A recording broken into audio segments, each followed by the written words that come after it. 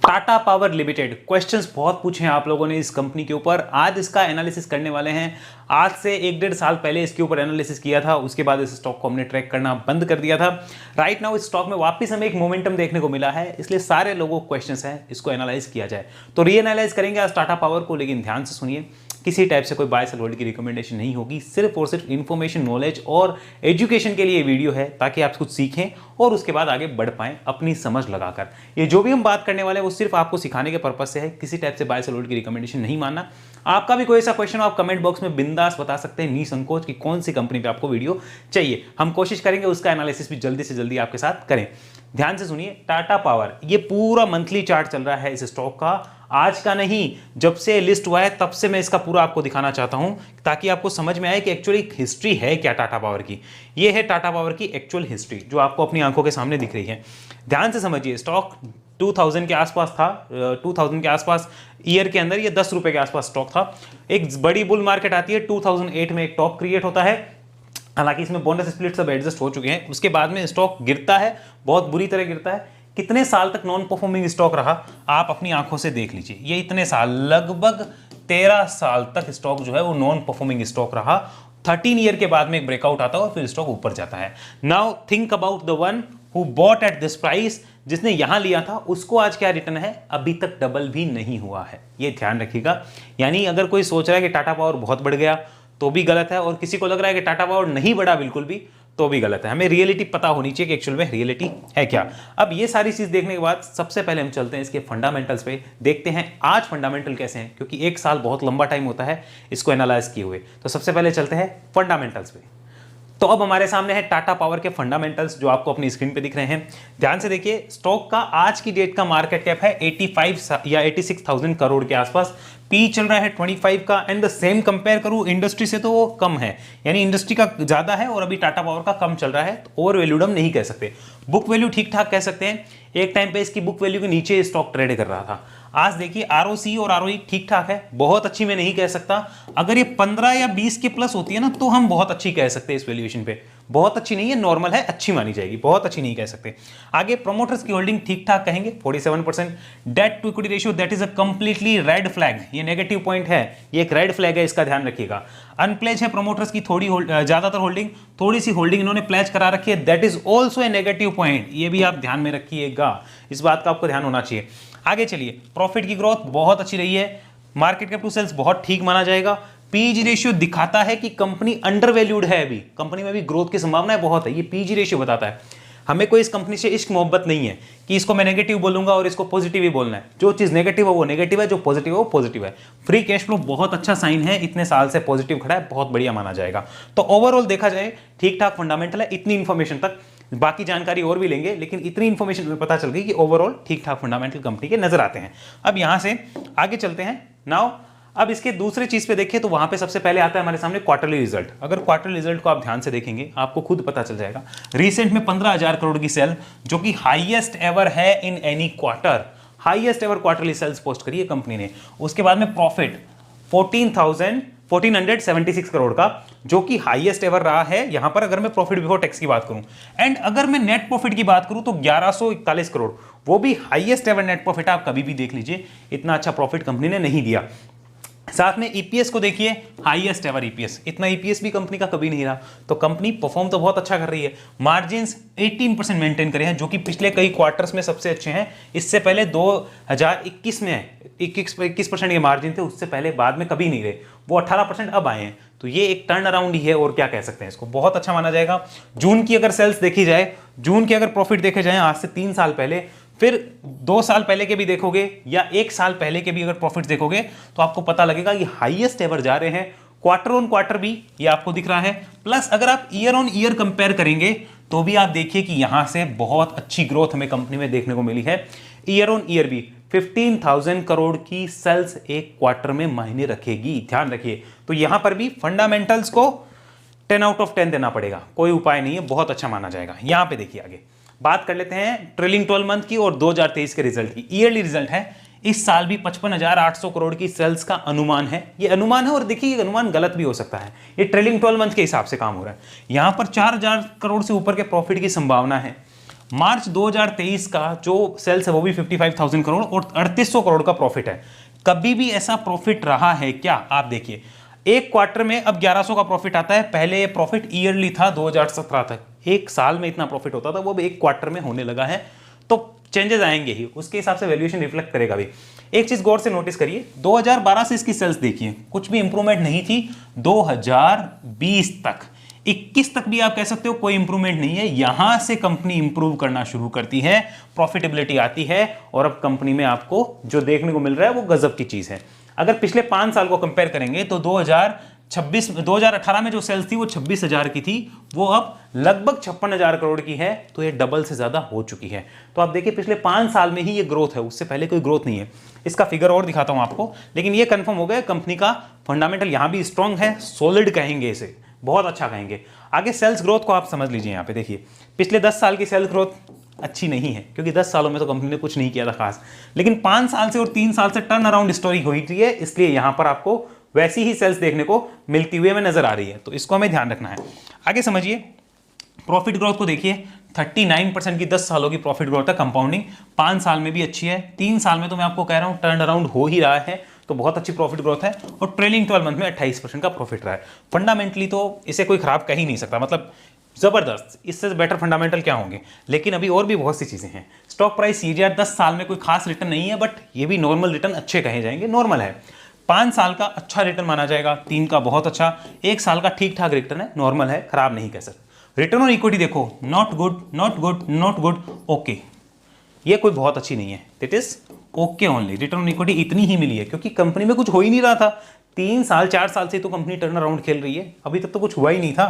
तो ये भी चीज हमें ध्यान में होनी चाहिए। आगे चलिए, ये हमारे सामने आई है कंपनी की बैलेंस शीट, जो कि बहुत इंपॉर्टेंट चीज है। इन डेप्थ एनालिसिस तो नहीं कर रहे, लेकिन जितना आता उतना करते हैं, समझ। यहां पर मैं सिर्फ एक चीज जानता हूं, रिजर्व्स को देखिए आप। रिजर्व्स कंपनी के अब लगातार बढ़ने शुरू हुई हैं। देखिए पिछले 2 साल में कैसे रिजर्व्स बढ़े, 6,000 करोड़ के रिजर्व्स बढ़े हैं। लेकिन कंसर्न वाली बात क्या है वो मैं आपको बताता हूं कि डेट कंपनी के ऊपर काफी ज्यादा है, और अगर इसको आप समझेंगे तो इंटरेस्ट की मार भी कंपनी पे पड़ेगी।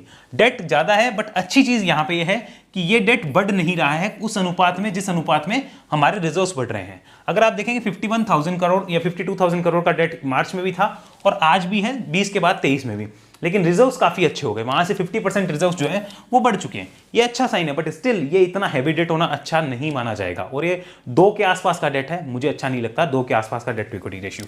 आगे चलिए, नेक्स्ट हम बात करते हैं यहाँ पे कंपनी के पैसे कमाने के तरीके की। 3 सेगमेंट में कंपनी काम करके पैसे कमाती है, जिसमें सबसे पहले आता है ट्रांसमिशन एंड डिस्ट्रीब्यूशन पावर का, वहां से 56% की रिवेन्यू कंपनी लाती है।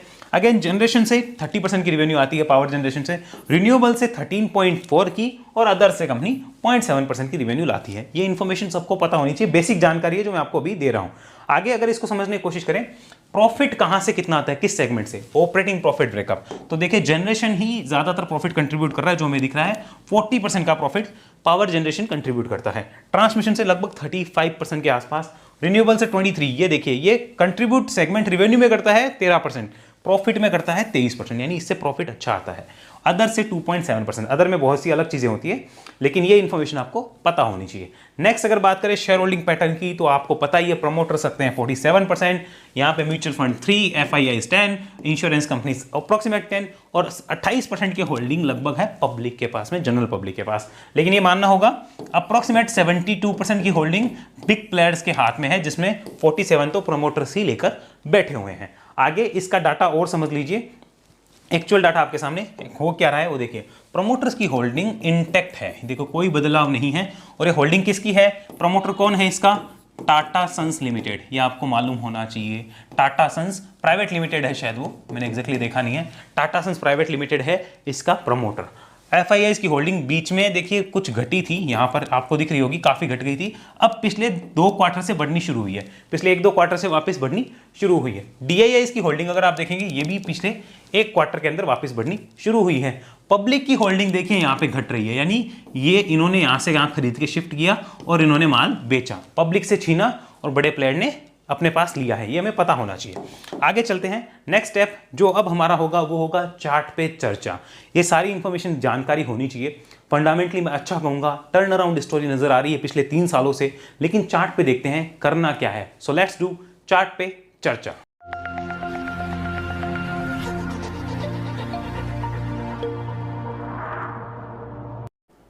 अब हमारे सामने है टाटा पावर का मंथली चार्ट पे चर्चा में सबसे इंपॉर्टेंट मंथली चार्ट देख लेते हैं क्या हिस्ट्री है।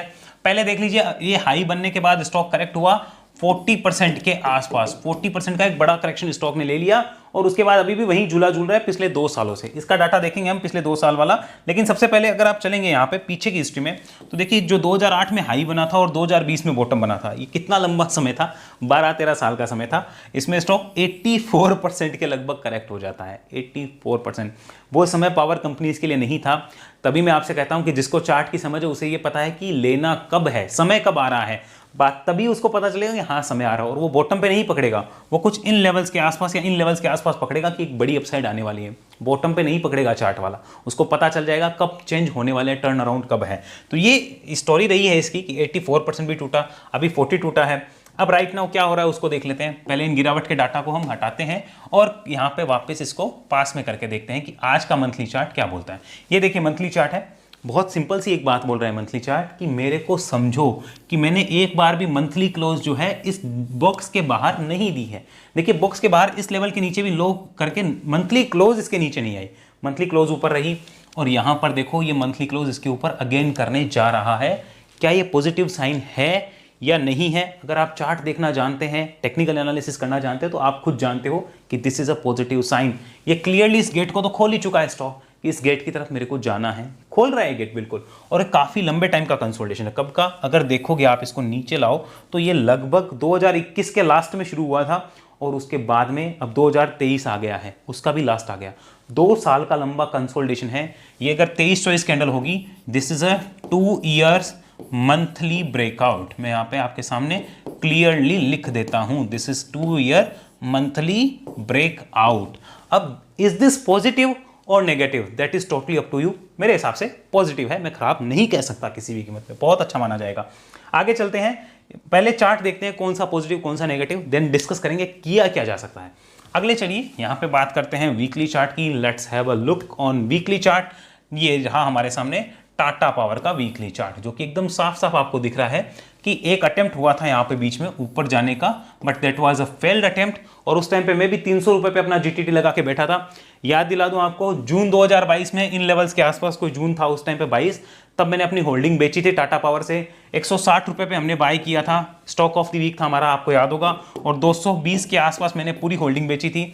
उससे पहले मेरा टारगेट 300 का भी था, लेकिन 298 के आसपास जाके स्टॉक रिवर्स हुआ और बची हुई होल्डिंग मेरी 220 के आसपास बिकी थी। इससे पहले कुछ होल्डिंग हमारी 265-60 के आसपास भी बिकी थी और रिमेनिंग हमने 220 पे बेची थी, क्योंकि हमारा टारगेट 300 था बट नहीं आ रहा था, तो मैंने यहाँ पे निकाला बिकॉज स्टॉक टाइम बहुत ले रहा था। और वो डिसीजन सही भी था। एक साल में बाकी जगह मार्केट में मुझे अच्छे रिटर्न मिले हैं, टाटा पावर नहीं दे पाता, वो वहीं का वहीं रहता, तो बहुत अच्छे रिटर्न निकाले हमने। अगर आपने नहीं देखा है हमारा second channel the bull run stocks, तो अभी जाके चैनल को ज्वाइन कर लीजिए, देख लीजिए उस चैनल को कि वो कैसा चैनल है। वहाँ पे अग्रवाल इंडस्ट्रियल हमने दिया था 650 पे, हमने बात करी थी कि मैं ले रहा हूँ। 1 महीने के अंदर उस स्टॉक ने 40% रिटर्न हमें दिए थे। तो मैं उन स्टॉक की तरफ ज़्यादा फोकस करूंगा बजाय कि यहाँ पर कंसोलिडेशन में फंसने की, इसलिए हमने उस टाइम पे इसको एग्जिट लिया था। लेकिन आज सिचुएशन क्या है वो मैं वीडियो के लास्ट में आपको बताऊंगा, बट उस टाइम हमने एग्जिट लिया था और अच्छे रिटर्न्स दूसरी जगह निकाले भी हैं। अब यहां पर देखिए सिचुएशन क्या है, एक अटेम्प्ट हुआ था, अब उसी रेंज के अंदर जो है स्टॉक जी जा रहे हैं, ये वाले ये स्टॉक जो महाराज है हमारे, ये उसी रेंज के अंदर जा रहे हैं। यहां पर सेलर्स एक्टिव होंगे, कैसे होंगे तो इसकी साइकोलॉजी समझो।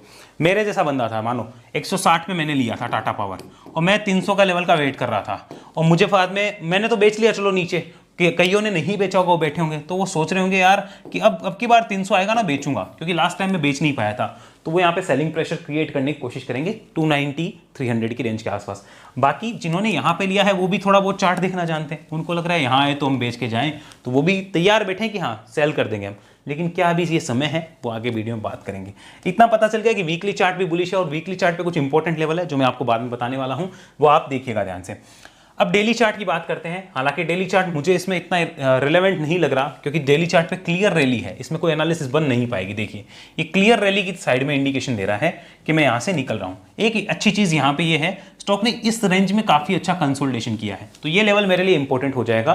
अभी हम आगे बात भी करेंगे इस लेवल के ऊपर। तो इतना हमें जानकारी मिल गई है। अब वापस इसको कन्वर्ट करेंगे मंथली चार्ट पे और वीकली चार्ट पे, देखेंगे आज की डेट में किया क्या जा सकता है। मैं मंथली चार्ट पे कन्वर्ट करता हूं, बात करते हैं कि आज की डेट में क्या किया जाना चाहिए। अगर किसी के पास होल्डिंग में है तो, कोई फ्रेश लेना चाहता है तो इंपॉर्टेंट लेवल कौन सा है, वो सारे हम डिस्कशन करेंगे। मंथली चार्ट में आपको दिख रहा होगा स्टॉक ब्रेकआउट के मूड में है, यानी कि फ्रेश ट्रेडर्स के लिए भी अपॉर्चुनिटी बनती है। जिनके पास है उनके लिए बेचने का कोई मौका बनता नहीं है, क्योंकि अभी तो बुलिश है तो उनको राइड बनता है। वीकली चार्ट करते हैं, वीकली चार्ट क्या बोलता है, शायद कुछ इंफॉर्मेशन हमें यहाँ पे नजर आए। तो ये वीकली चार्ट हमारे सामने रहा, ये दिख रहा है साफ साफ कि एक लंबा कंसोलिडेशन था, उसको काट के स्टॉक जो ऊपर की साइड निकल रहा है। अब इसको एकदम ध्यान से समझिएगा, मैं वीकली चार्ट पे कुछ लेवल लगा देता हूं। ये इंपॉर्टेंट लेवल होगा जो कि है 227 रुपए का, इसको ध्यान से नोट डाउन कर लीजिए। मैं हिंदी इंग्लिश दोनों में लिख देता हूं, INR रुपीज, जिसको जैसे समझना है समझ लो। 227 का ये लेवल इंपॉर्टेंट है for short term, short term वालों के लिए इंपॉर्टेंट है। वो शॉर्ट टर्म इन्वेस्टर है या ट्रेडर है वो खुद डिसाइड कर लो। 227 के नीचे वीकनेस है, बुल्स वीक हो जाएंगे, बुल्स वीक होंगे, बुल्स वीक हो सकते हैं, होंगे मतलब हो सकते हैं, मेरी गारंटी नहीं है भैया, होंगे ही। बुल्स वीक हो सकते हैं 227 के नीचे, इस लेवल का ध्यान आपको रखना होगा। अब यहां पर जिनके पास मानो कहीं से भी होल्डिंग पड़ी है तो क्या उनको बेचना समझदारी है? मैं इतना जानता हूं, अगर मेरे पास अभी तक होती तो अब मैं नहीं बेचता। अब मैं इसको 227 का एक मेरा स्टॉप लॉस लगा के मैं राइड करता, अभी मैं राइड करता है डेफिनेटली। और फिर ये स्टॉक मानो यहां से 280 चला जाएगा तो मेरा यहीं पे ये जो 227 का लेवल है ये शिफ्ट होके 250 हो जाएगा। स्टॉक जिस दिन 300 चला जाएगा उस दिन मेरा लेवल 270 हो जाएगा। जिस दिन स्टॉक 320 चला जाएगा उस दिन स्टॉक का लेवल 290 हो जाएगा। ऐसे मैं राइड करता रहूंगा स्टॉक में, चार्ट को देखते हुए। तो मैं अगर होता तो मैं राइड करता। ये पता चल गया आपको होल्डिंग में है तो क्या होना चाहिए, मैंने अपना बता दिया। आगे फ्रेश इन्वेस्टमेंट का समय है क्या? मैंने देखो अब ये चीज पूछी जाएगी, फ्रेश पैसा लगाएं क्या भाई साहब, ये बताओ फ्रेश इन्वेस्टमेंट का समय है क्या? सिंपल सी बात है, अगर इन्वेस्ट कर रहे हो इस लेवल का ध्यान रख लेना। शॉर्ट टर्म की इन्वेस्टमेंट है तो 227, लॉन्ग टर्म की है देन 189। ये दो इंपॉर्टेंट लेवल है, बाकी आपकी समझ आपको कैसे करना है।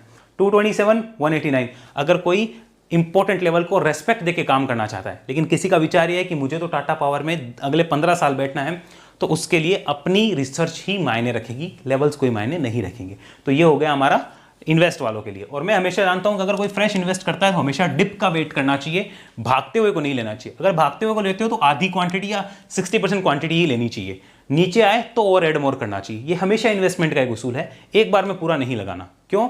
क्योंकि तेजी के बाद एक छोटी मंदी भी तो आएगी, ऐसा तो है नहीं सीधा ऊपर उड़ता जाएगा। और अगर सीधा ऊपर उड़ता जा रहा है तो फिर वो रिस्की काम हो सकता है। तो इन्वेस्ट वालों के लिए लेवल इंपॉर्टेंट। ट्रेड वालों के लिए कई लोग आएंगे भाई साहब ट्रेडिंग की कोई अपॉर्चुनिटी है जी, ट्रेडिंग की अपॉर्चुनिटी दिखती तो है फिलहाल। और ट्रेडिंग के लिए इंपॉर्टेंट लेवल यहाँ पे रहने वाला है 238 का। अगर इस 238 के लेवल के नीचे आता है तो दिक्कत है। हर डिप पे एक ट्रेडिंग अपॉर्चुनिटी यहाँ पे बन सकती है बुल्स के लिए। 238 के लिए ट्रेडर्स के लिए दिक्कत है। अगर वो 227 को भी रेस्पेक्ट देना चाहें तो अपनी मर्जी है, बाकी 238 के लिए स्टॉक में दिक्कत है ट्रेडर्स के लिए। वरना यहाँ से स्टॉक इमीडिएटली आपको 290 और 300 की रेंज तो दिखा ही सकता है। इस स्टॉक में 320 प्लस का पोटेंशियल दिखाने का ताकत भी है आने वाले कुछ महीनों में, जो कि शायद इस साल के अंत तक आपको देखने को मिल जाए। तो ट्रेड प्लान अगर कोई करना चाहे समझ लीजिए। और यहाँ पे डिप मिले तो ही ट्रेडिंग की अच्छी अपॉर्चुनिटी नजर आती है। ये जानकारी जो हम बात करें वो आपको किसके साथ डिस्कस करनी है? अपने फाइनेंशियल एडवाइजर के साथ। उसको बोलो कि भाई ऐसी ऐसी अपॉर्चुनिटी है, मैंने कहीं से सीखी है, क्या ये सही है? अगर वो बोले सही है तो आप उसके साथ जाना, वरना आप नहीं जाना। तो ये ट्रेडर्स के लिए एक अपॉर्चुनिटी है जिसमें ये लेवल इंपॉर्टेंट रहेगा। इससे ज़्यादा रिस्क नहीं लेना चाहिए, मुझे ऐसा लगता है। बाकी अपनी अपनी मर्जी है। और ये टारगेट के लिए अगर कोई ट्रेडर है तो वो प्ले कर रहा है तो then it is very good, तो उसको थम्स अप दिया जा सकता है। तो ये था टाटा पावर के ऊपर कंप्लीट एनालिसिस। अब मेरा डिस्क्लोजर देखिए, मेरे पास ऑलरेडी ये नहीं है क्योंकि मैं ऑलरेडी इस लेवल के आसपास बेच चुका हूँ इसको 1 साल पहले, और दूसरी जगह फंड इन्वेस्ट हो चुका है, वो अब ट्रेडिंग में काम है। और राइट नाउ मेरे पास कोई इतना फंड अभी अवेलेबल नहीं है कि मैं इस स्टॉक में इस प्राइस पे इन्वेस्ट करूँ। अगर ये कोई डिप भी करेगा तो भी शायद मैं नहीं कर पाऊंगा, फंड ऑलरेडी दूसरी जगह इन्वेस्टेड है। एक डिसिप्लिन होता है कि हमारे पास 100 रुपए हैं तो मेरा डिसिप्लिन है कि 70 रुपए से 75 रुपए ही मार्केट में इन्वेस्टेड रहना चाहिए। 25 रुपए से 30 रुपए आपके पास हमेशा बैंक में होने चाहिए, भले ही उस पर आपको छोटा इंटरेस्ट मिले, वो मिले उससे कमा लो, उससे खा लो, लेकिन 20-25% रिजर्व रखो, क्योंकि कभी भी क्रैश आता है तो वही 20-25% आपको बचाएगा, उसी से आपके दूसरे काम होंगे, रिमेनिंग इन्वेस्टमेंट आप उसी का कर पाओगे। तो ये मेरा डिसिप्लिन है, इसलिए मैं और यहाँ पे नहीं लगा रहा। बट किसी के पास है या मेरे पास होता तो मैं बेचता भी नहीं। मैं क्या करता मैंने बताया, मेरे को फ्रेश इन्वेस्ट करनी होती तो मैं क्या करता वो भी मैंने बताया, अगर मेरे को ट्रेड करनी है तो क्या करूंगा वो भी मैंने बताया, लेकिन अभी मैं कर नहीं पाऊंगा। कहूँगा, मैंने आप लोगों की एजुकेशन के लिए सब कुछ एक्सप्लेन किया है। आई होप आपको सब समझ आया है। कोई क्वेश्चन हो कमेंट में आप बता सकते हैं, और अगर आपका भी किसी स्टॉक को लेकर ऐसा एनालिसिस चाहते हैं कमेंट में बताइए।